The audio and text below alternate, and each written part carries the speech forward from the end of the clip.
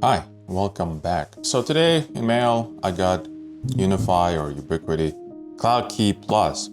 Basically, you use this to manage UniFi hardware, their switches, their routers / firewalls, their access points, cameras, IP phones, anything. But specifically this device, we use it to deploy in networks that have pfSense or OPNsense. And they want to have ability to use UniFi for Ubiquiti. So basically they buy this particular device if they want to use UniFi switches, access points, phones, access control, but they still want to have their own firewall from pfSense or OPNsense. Okay, I'm having a hard time pulling this out, that's awkward.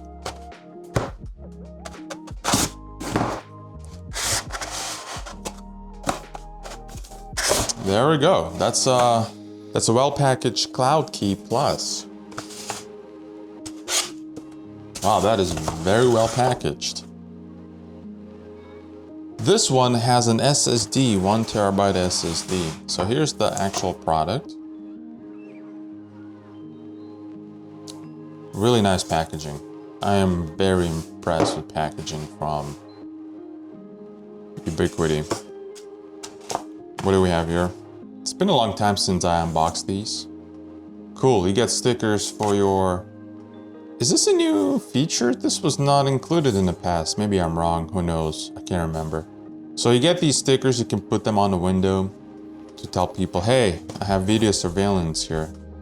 Your general warranty thing or whatever, legal thing. 80 minutes later. So let's peel this off. Yeah, very nice. Very nice. Huh. I don't want to rip this off. Okay. Okay, that's pretty much it. So here it is. Once again, this is what you buy if you want to support or use Ubiquiti hardware, but you want to still use your own pfSense or OPNsense or some other third-party firewall. Okay, so we have a power button, USB Type-C for power delivery. Above that, we have a reset button, more specifically factory reset or recovery. We have an Ethernet port, which also supports PoE for power delivery. Above that, we have micro SD card slot. We also have host USB Type-C port right here. We have a slot for an external lock. We have a niche on this side. And this side for the rack mount accessory. This cover blocks the pins for the rack mount accessory, specifically CloudKey rack mount accessory. If you decide to install this in the rack mount accessory, you would remove this cover and slide this into the rack mount accessory. This latch holds the SSD or hard drive, depending on what CloudKey you ordered. This CloudKey, it's really important to note this. This CloudKey only delivers 5 volts DC power for the SATA connection. So if you decide to upgrade the storage medium, make sure that it can operate at 5 volts DC power. Also, this is not an enterprise SSD. There is no supercapacitors. This is a commercial SSD. It handles higher and lower temperature range.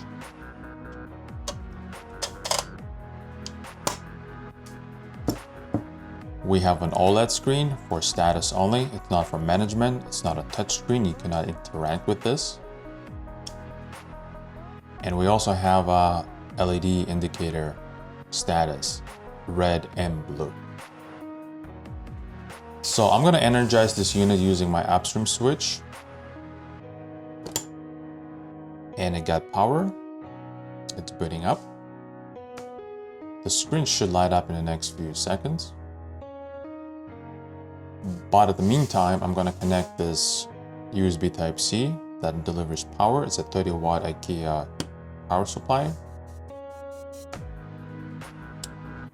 Here we have a logo, but we don't have a loading bar yet. And check this out. I'm gonna disconnect Ethernet and it stayed operational or energized. Basically redundancy when it comes to power delivery. And at the meantime, I can connect back the Ethernet cable. Give it a few seconds for the negotiation process to complete with the switch and the CloudKey, and disconnect USB Type-C, and it stays energized.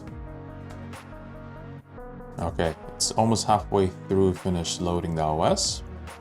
And just a little background. So this unit is connected to a switch which is also connected to pfSense box. So this CloudKey is going to grab the IP address which is being provided by pfSense DHCP server or service. And then I can use the IP address, which will be displayed right here on the screen, to access this unit's web interface and start configuring it. You can also use an app on your mobile phone to configure this unit, but I would recommend to use the web browser on your desktop in order to access this unit and configure it. Also, while that's loading, one thing I want to mention, you might want to add some rubber feet so you don't scratch the bottom of this CloudKey when you place this on a desk or a shelf in the rack.